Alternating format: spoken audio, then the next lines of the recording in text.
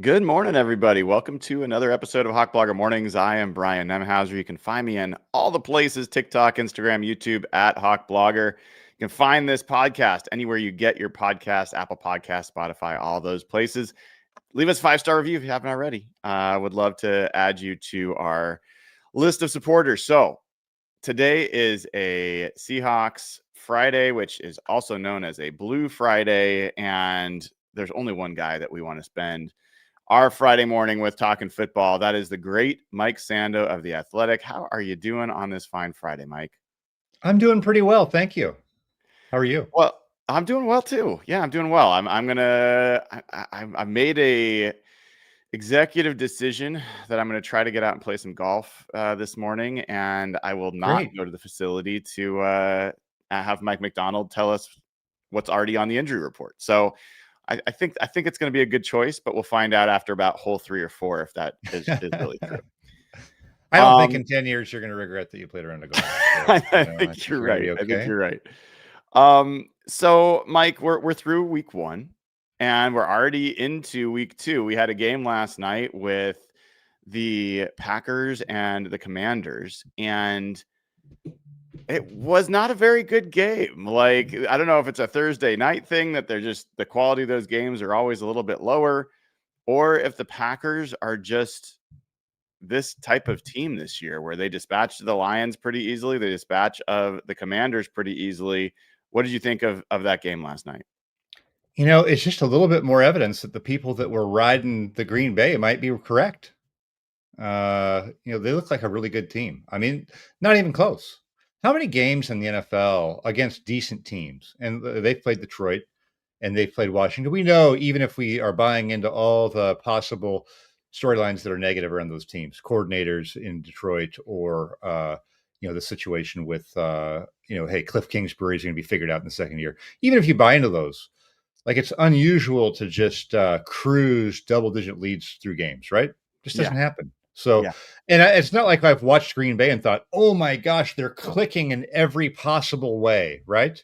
I mean, they're still having penalties call back a touchdown where the receiver gets hurt or things. It's not like they're playing perfect ball. You almost get the sense that the scores could have been worse. It could have been. So I think that's very encouraging for them as a team that maybe this is going to be a different year for them. Yeah, those two teams are kind of fascinating to me, Mike, because one, the Packers, Albert Breer, I was talking to him when he was out here in Seattle, and he compared the Seahawks to the Packers. There's like a lot of good players, but do they have the great players? And they went out and they acquired one that nobody denies. Micah Parsons is a great player.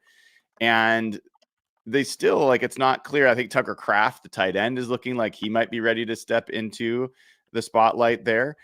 But I mean, they did that last night without 2 of their starting offensive linemen, 2 good starting offensive Yeah. linemen, and they just pushed around that Commanders team. I think Mike LaFleur is such a good coach, and they're such a young team, so it's a really fascinating team on that side. And then on the Commanders side, I'm curious what you hear. Like, perception is, I find it to be one of the most bizarre roster constructions out there. You have one of the best, if not the best, young quarterbacks like in football, and Jaden Daniels.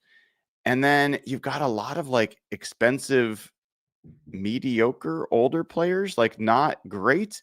And you don't have necessarily a lot of young players that are ascending. Right. And so I'm like, they had this offseason where they knew that they had this quarterback. Why didn't they give him more weapons? Why didn't they do more? They got Larry Tunsil, but why didn't they do more to make this team that was in the NFC Conference Championship like a true contender this year? Right. So who should they have signed? Not for me to say. Like, I can't say I was deep into it, but I look at, I mean, they went after Javon Kinlaw, right? Right.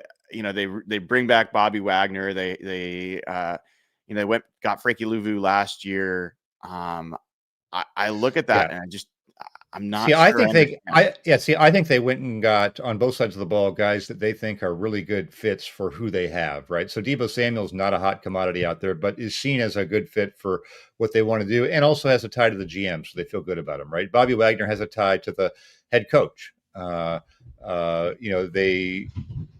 I think were seen as making an aggressive move at the left tackle position, where there were, Tennessee spent a lot on a veteran left tackle who didn't have a good first week. The Chiefs also went the draft route.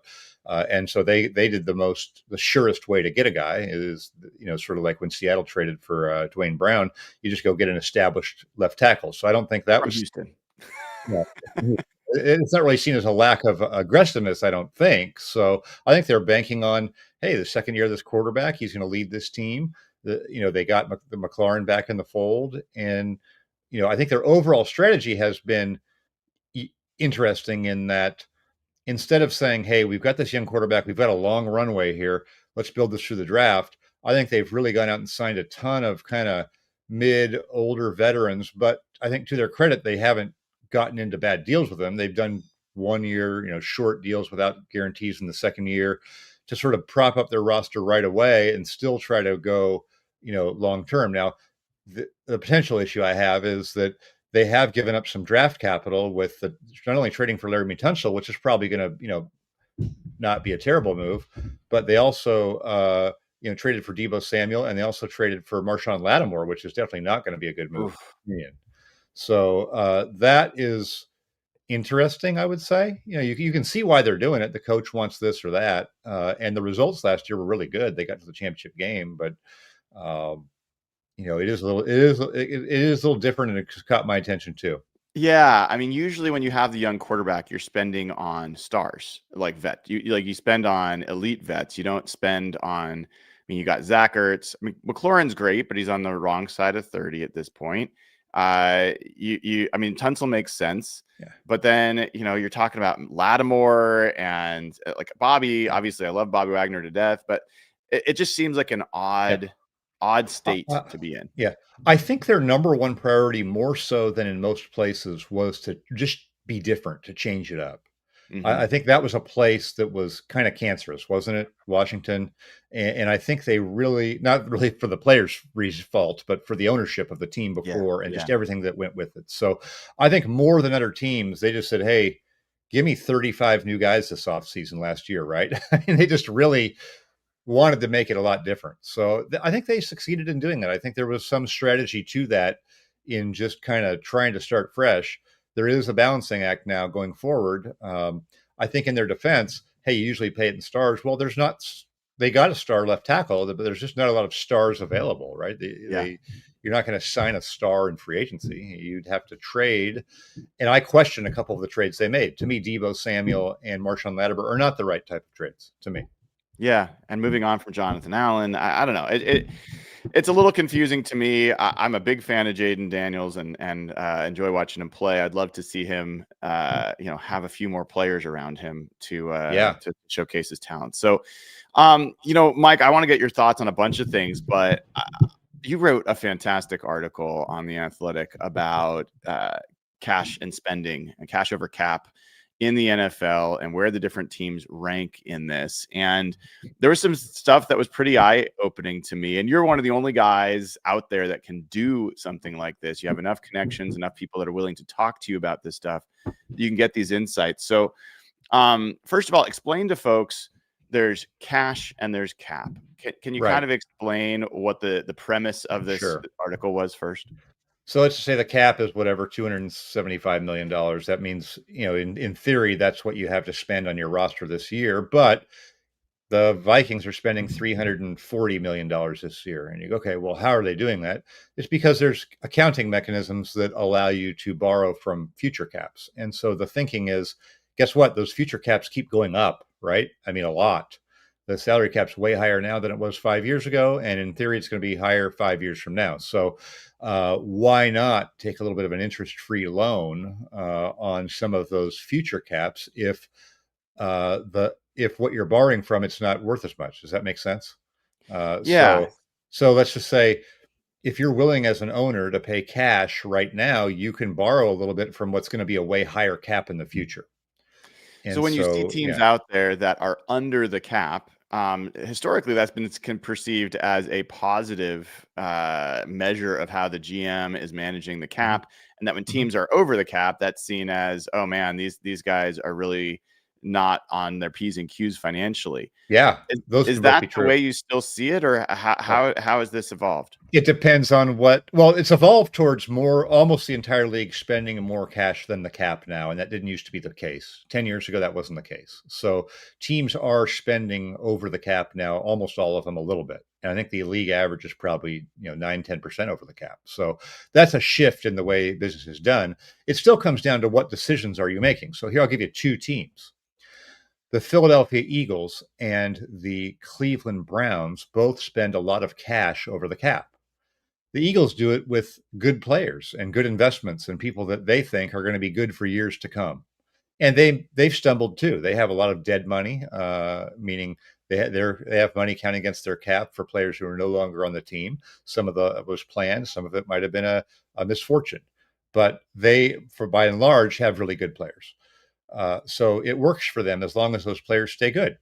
If they suddenly have players get hurt, they're in a worse situation than, let's just say, a more cash to cap even team having an injury, because when you're leveraged in the contracts and a player leaves the roster through an injury or is cut, all of that money you push into the future counts against the cap now, or at least now and next year. You can split it over 2 years. Cleveland, on the other hand, has done all this huge spending, but they've made bad investments. Deshaun Watson is maybe the worst investment in the history of the league. So they have, I think they did a $230 million deal with him. They've paid him $140 million, but only 90 something has hit the cap. So guess what? The remainder of that still has to hit the cap, and he's not even a viable player on their team. Mm-hmm. So there's not any silver bullet way to do this. You still have to make it. Anything only works if you have the right decisions being made. That being said, if two teams are making the right decisions and one is doing so with some more cash behind it this year, in theory, that team could have a competitive edge, right? In theory. Yeah. The problem is that it's hard to get good players in free agency. That's a big problem. So, if you're Jacksonville and try to buy a good team in free agency, you're going to fail. That's part of this. So I want to make sure people are able to follow this, because I think it's a little bit of a complex topic, and it's a little bit getting into accounting, which not everybody that's into football is into accounting. But to your point, spending does not equal winning, and you have that in this article about teams that are actually getting wins and winning in playoffs and things of that nature, and that a lot of the spending that's quote good spending is teams that have drafted players or acquired players, and then they use the money to re-sign them or keep them so they don't lose good talent. Is that a fair characterization? Yes. And it takes money to do that out of your cash budget. So we tend to think of these teams as, hey, it's a billionaire owner. You can spend as much money as you want. But the reality is that they run businesses like anyone else would run a business, right? You don't run a business based on how much money you have or what you could do, right, Brian? If you were hiring to staff a restaurant, just because you could afford to pay everybody $1 million a year to wait the tables, you wouldn't do that, right? You could, but you're not going to do that. So, with much like with an NFL team, you have someone who's worth billions and billions, but they set a budget for you in a given year, and so to decide that we're going to pay Abe Lucas right now when we don't have to, that takes cash out of your pocket right now, because you're probably going to give him a bonus and some money up front, right? So to do that, that takes out of your budget for other things you might have wanted to do in free agency this year, or right. So it takes an owner who's willing to front that money to be out ahead of these contracts the way Philadelphia has been, and doing deals early. And we've seen some other teams wait longer on the deals or struggle to get the deals done for other reasons. Could be the agent's part of this equation too. And then there's a second part of the strategy, which I would use to contrast Cincinnati and Philadelphia. Okay. So Cincinnati just got a bunch of pats on the back because they re-signed, their top receiver, Jamar Chase. They received their number 2 receiver, re-signed him in T. Higgins, and to a lesser extent, they did a little bit of a bridge deal or a short deal with Hendrickson, Trey Hendrickson, their pass rusher. But when they do the deals, they give the guys big base salaries in the first year, not conserving cap space to spend a bunch more cash. Does that make sense? Mm-hmm. And so Philadelphia, though, doing those same deals would make the cap numbers, they'd give them the same deal, but they'd make the cap numbers way lower right now, meaning they got to account for that later. But in the meantime, they might sign Saquon Barkley, right? They might do a move that's going to cost them money to help get them over the top. That would be hard. They couldn't do that move if everybody's cap number this year was the same as the average per year on the contract, right? It'd be hard to do that. Yes. So they're willing to say, hey, we're going to give these guys their deals, but we're also going to leave ourselves more wiggle room to spend even more money. And a lot of teams just aren't wanting to do that.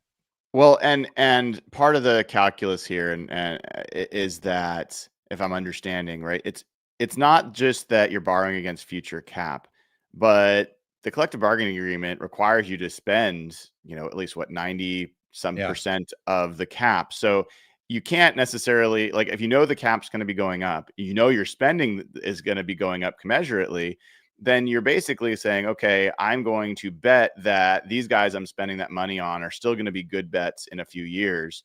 And we're going to be happy that we spent that money. And I'm going to push the spending into the future so that I can get as many good players now on my roster.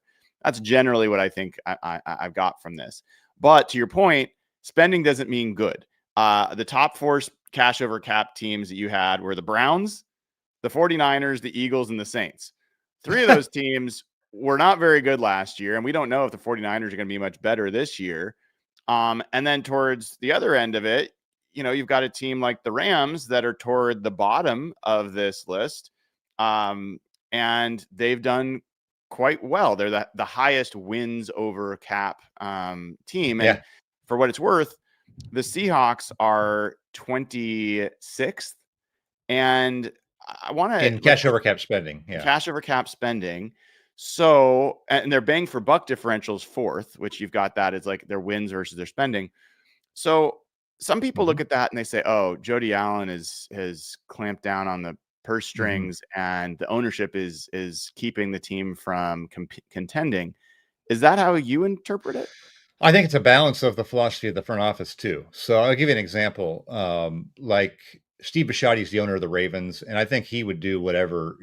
There's no restraint in terms of on the purse strings, but philosophically through Ozzie Newsome, their old GM, and their current GM, Eric DaCosta, they want to do it a certain way. They kind of want to keep it flatter and build through the draft and let guys go in free agency and get the comp picks. And that's the system they want to do. Joe Ortiz, who was there and is now at the Chargers, wants to do the same thing. So those guys as GMs aren't pushing necessarily to go sign the flashy free agent anyway, even though their owner might do it. And occasionally has an Odell Beckham or somebody they have gone and signed. In the case of the Seahawks, I think John Schneider does come out of the Ted Thompson school of personnel in Green Bay, which is more built through the draft. I don't think he's been a huge sign the most expensive guy in free agency by philosophy anyway. That being said, they've made big swings for Jamal Adams and Sidney Rice and other guys over the years. Other guys in the trade market, they've done that and given him big contracts. So I think it's hard to say Seattle's ownership has been a huge, holding them back. But, it is a combination sometimes in these buildings of not just the owner, the GM, the person who's doing the cap for them. So for the Seahawks for a long time, that was Matt Thomas. And he had a certain philosophy that I would venture to say was probably a little more conservative, a little more cash to cap.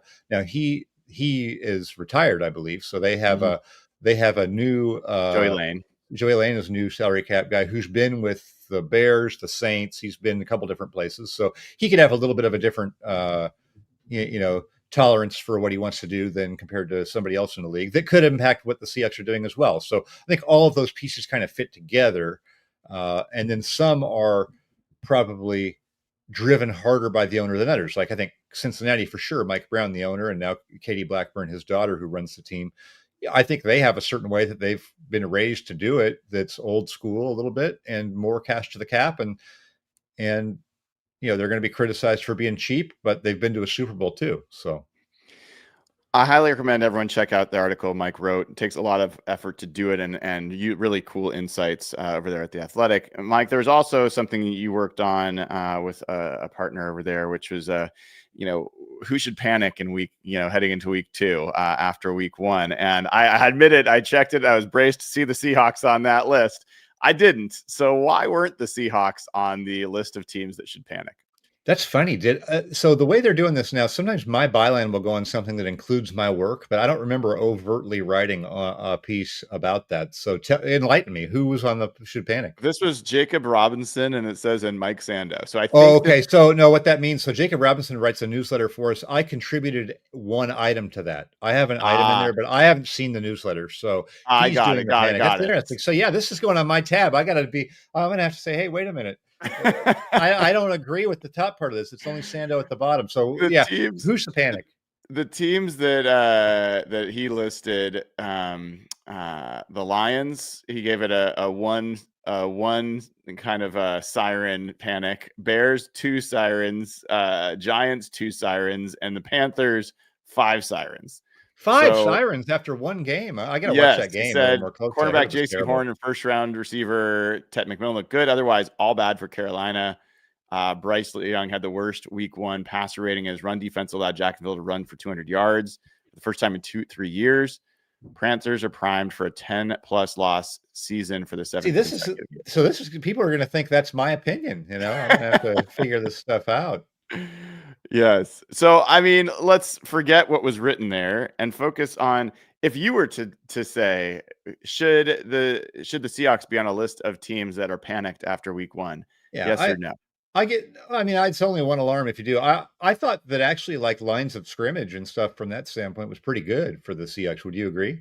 Yeah, Lines of I scrimmage would. is pretty good. So my biggest concern was what was going on offensively. Did they overcorrect too much from last year when they felt like it was too much of a passing offense to now not even do anything? I think, I do that. Remember when I do the Cook Index, right? Remember that? Let Russ cook. And so the idea behind that was to measure how quote unquote aggressive or pass oriented a team was on the early downs in the game before the 2-minute warning of the first half. So first 28 minutes is kind of when I think you're doing what you want to do. The score of the game, unless it's super extreme, isn't really affecting this. What you're doing, you're either passing or you're running or you're balanced. And the Seahawks were the run heaviest they've been in a game since 2011. Okay. So that's like 200 and some games. They can't be like that. I think they passed 4 times, had 4 pass plays, 11 rushes in there. So it's not a huge sample size, but can we maybe try to be a little more enterprising on the offensive side of the ball and let Sam Darnold throw the ball when they're actually thinking the team might run it, right? Yes. So I get it, defensive head coach, and I also believe that this offensive coordinator is very focused on doing things into the vision of the head coach, which is your job. But usually the offensive guy at least wants to open it up a little bit. So you'd like to see some evidence of that. Yeah, and there was some fallout from that physical game that the Seahawks did generally win in the trenches, depending on where you're looking. Obviously, the 49ers came out much worse for the wear, and are having players out for weeks on end. Seahawks had Devin Witherspoon show up on the injury report, having played the full game and not knowing that there was an injury, but he shows up with a knee injury.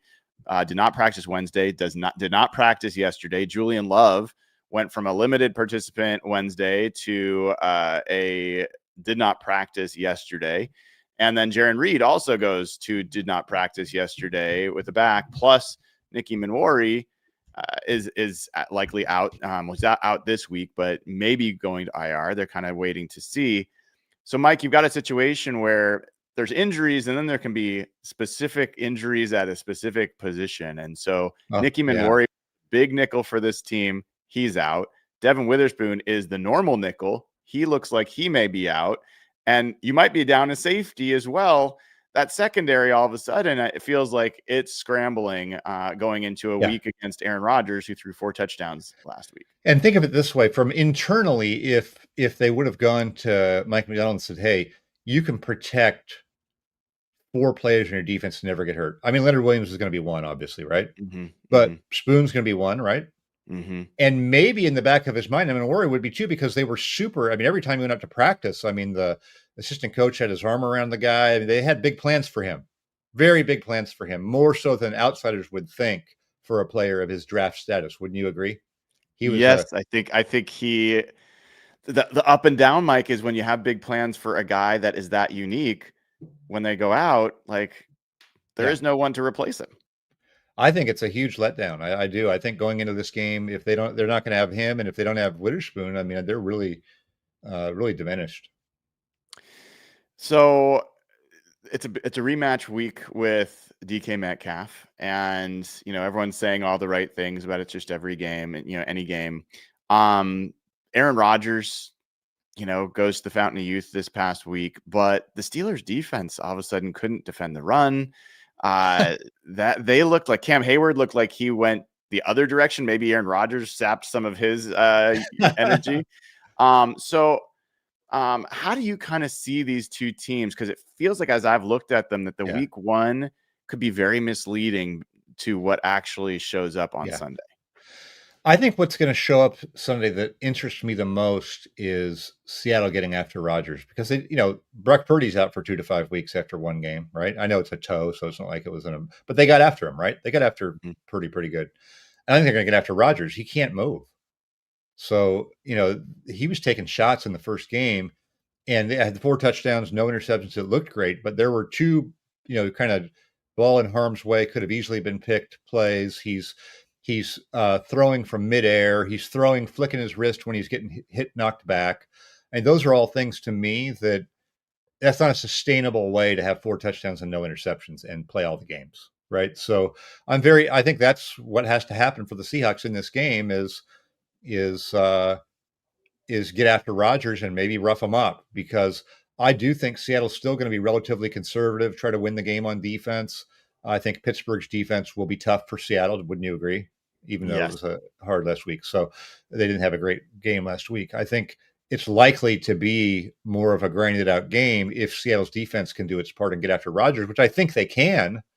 But they're very possibly staring 0-2 here with a home loss. The great John Clayton and the great and late John Clayton used to always say, well, if you're trying to pick a game, answer one question: who's got the better quarterback?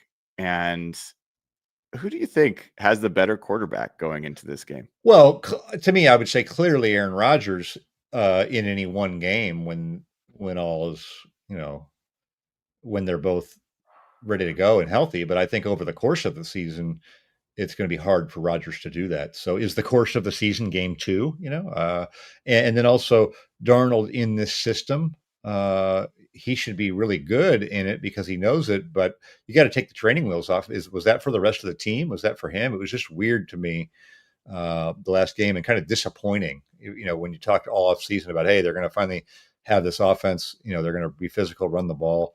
And then they're really unable to do that because they're not even trying to pass, right? Yeah. And Yeah. then when you have a 4th and 1 and can actually run it, you kick the field goal. I Yeah. didn't like, there's a lot of stuff I didn't like about it on the offensive side and just decision making. I don't know if anybody did. I haven't found a single person that was like, oh yeah, that made sense what the Seahawks tried to do offensively in week one. It was a head scratcher for sure. I don't think anyone is sitting there going, hey, we want to go back to last year. No. I don't think anybody wants to do that. And I think the things we thought about it will probably prove to be truer than falser over the Yeah. course of the year. I think but it felt like a big correction to me. Like, It was one of the most bizarre things, and somehow they were in shotgun too much for a team that did not pass barely at all. And when they were in shotgun, they passed predictably, like 70 to 80% of the time. When they were under center, which they weren't as much as you thought they would be, they ran the ball 80% of the time. So you always knew it was coming. And they didn't so they didn't run effectively, but they ran a lot. And they didn't pass effectively, or they did pass effectively when they did it, but they did it in shotgun and not at, like, it was just a very, very weird game. and remember last year the Saints came out on fire on offense with this Yes. coordinator. Remember, and you're like, Yes. oh my gosh, what happened? They had 500 yards or something, and that certainly wasn't the case here. So, Mike, as we're nearing the end here, one other question I've got for you, and I might lie and have another, but I'm curious your thoughts about what's going on with Riq Woolen, because I was honestly a little surprised how quickly Mike McDonald was like, yes, Josh Jobe is competing for more snaps.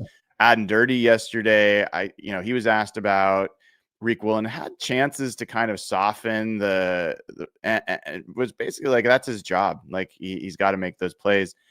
It wasn't like aggressive about it, but Yeah. they weren't really giving him a lot of grace.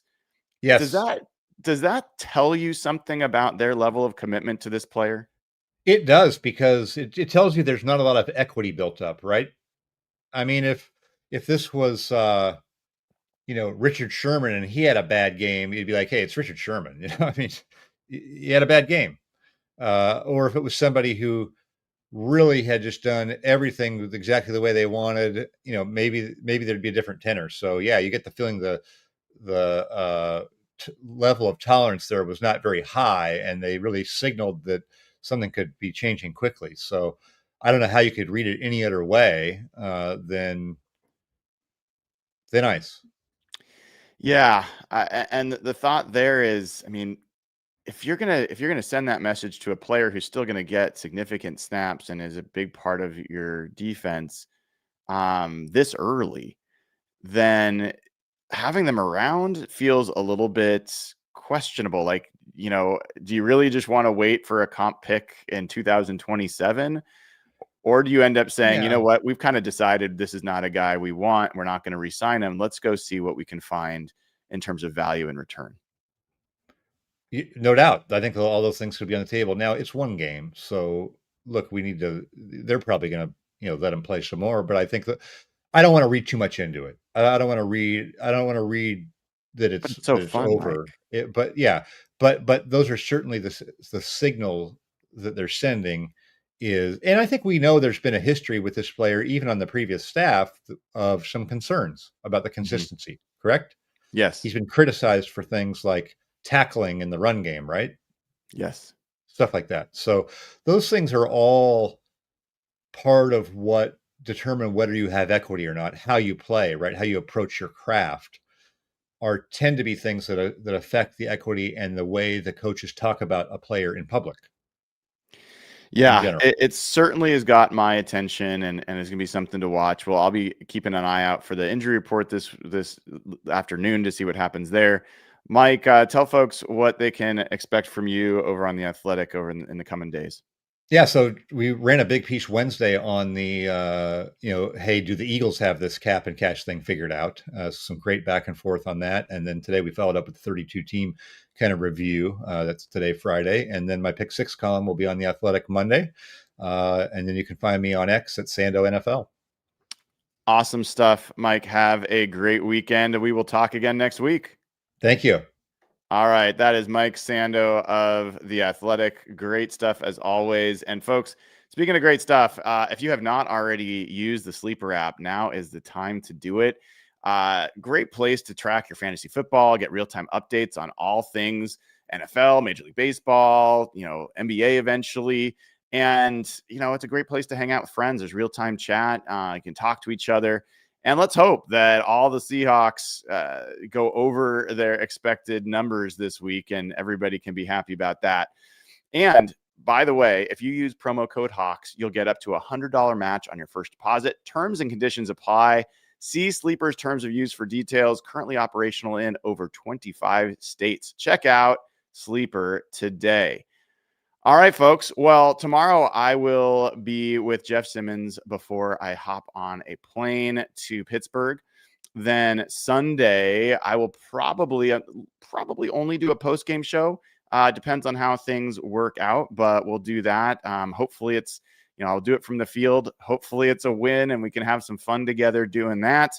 And then Monday, I will be flying back early from Pittsburgh. So my morning after show will probably not be until the afternoon on Monday. So just keep an eye out. The best way to stay in touch, like, subscribe, click the bell to get notified when we go live here. And we are almost to 25,000 subs here on YouTube. Love to just blow by that mark, and let's keep going. See how many great folks we can add to this community. Also, patreon.com/hawkblogger. That's how you get ad-free audio for this show and all others, and access to the Discord channel where we're hanging out all the time. The community is growing. It's hundreds of people in there, and we keep it friendly. We keep it fun. Those are the main rules, and we keep it mainly to football, although there's a lot of Mariners talk and other stuff going on in there as well. So join over at patreon.com/hawkblogger. You get the ad-free audio, you get access to the Discord, and you get verified over at HB Ticks as well. Best place to sell is that Seahawks fans can sell their tickets to other Seahawks fans or buy tickets from Seahawks fans. All right. With that, I will bid you adieu on this Seahawks Blue Friday, and I will talk to you again tomorrow with Jeff Simmons. Take care.